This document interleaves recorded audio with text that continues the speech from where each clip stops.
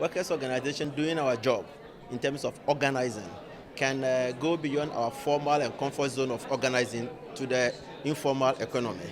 So we begin to organize people within the informal economy, farmers into cooperatives, small groups in the mines. We are organizing. So when we provide organization as we have done in the formal sector, then this group of young people or people can now begin to negotiate. They are empowered to engage. Nobody will take them for granted. They know what their rights are and they will stand and work for it. Beyond that, unions also have the responsibility of carrying out education because most people in the informal economy know the unions only when it comes to minimum wage negotiations at the country level. When it comes to strikes, that is what the unions are known for. But unions go beyond minimum wage negotiations and into strikes.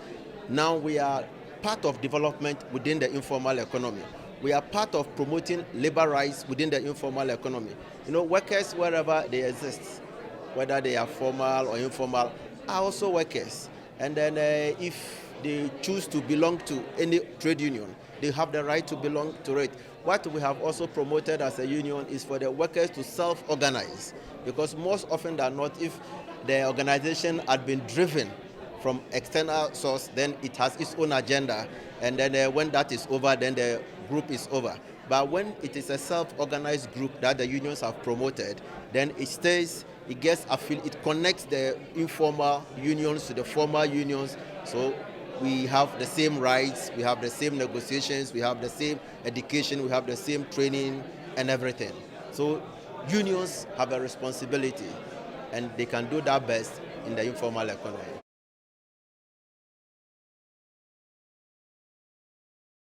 The Lake Volta, that is a man-made lake. Because it is man-made, it has a lot of tree stumps and shrubs under it.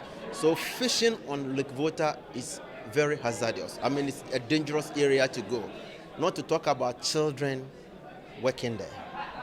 A lot of children, like I said in the morning, get up as early as 4 a.m., run into the place, doing laying, casting out nets in the thing, coming back to come and see whether the net caught fish. In the process, some of the nets get entangled under the water, and the children are said to be the best to do that job.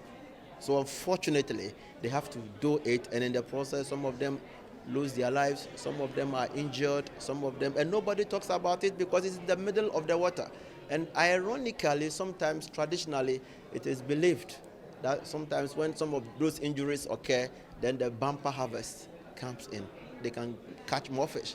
And this type of traditional belief also does not let communities drive processes of withdrawing this.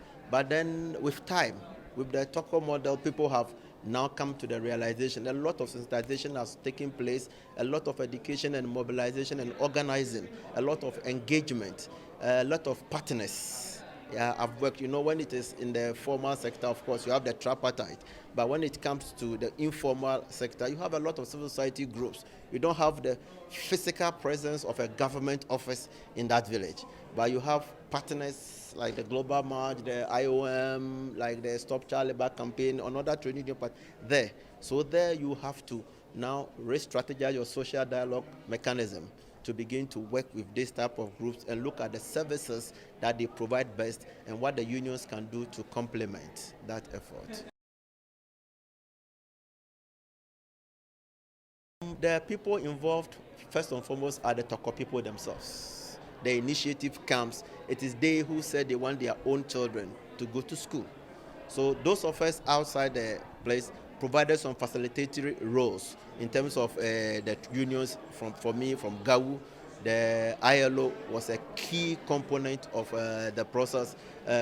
Simon and the rest have had a number of visits to the community. The Global March Against Child Labor was a key component, a part of it. The International Organization of Migration, the Stop Child Labor campaign, and even we have some material from the International Cocoa Initiative. I mean, a lot of civil society stakeholders who have something to offer. And most importantly is the Ghana Navy, who play a monitoring role at the beach.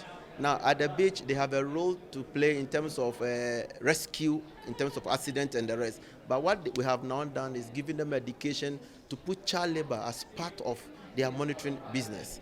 Then we also have the Ministry of Fisheries, that is the government's department on fishery, resident there, also helping to give alternative livelihoods in terms of fishing culture and also alternative methods of fishing, and then for people to increase income to be able to take their own children to school. So a lot of, it's everyone's business, like the theme says. And then a lot of partners, including the district assembly. Now it's a municipal assembly. The district chief executive, a woman, Honorable Dinyina, has also been very key part of the process. The main milestones, the people have now come to realization. There is energy in the community. Children are beginning to say child labor away. Adults are beginning to say that we want to work, but this time we want to work safely. And they have seen that it is possible to fish safely. And then the adults have said that no, once we have removed the children from diving, who should do the diving and remove the nets? Because the tree stumps are still there. So they brought people, and then we have trained divers. So they are community, professionally trained divers who are going to do the jobs that the people are doing. They said they wanted to do monitoring on the lake.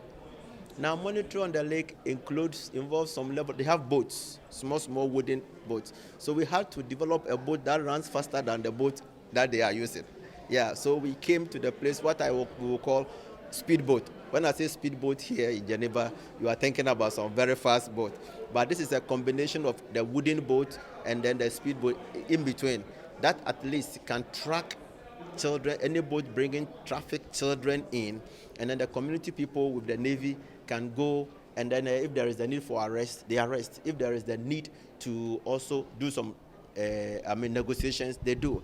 Any way to get the child out of trafficking, out of child labor, the community people are doing it. So there is a lot of community initiative and for us, and there is a lot of partnerships working to ensure that people move from informal and then begin to formalize their processes.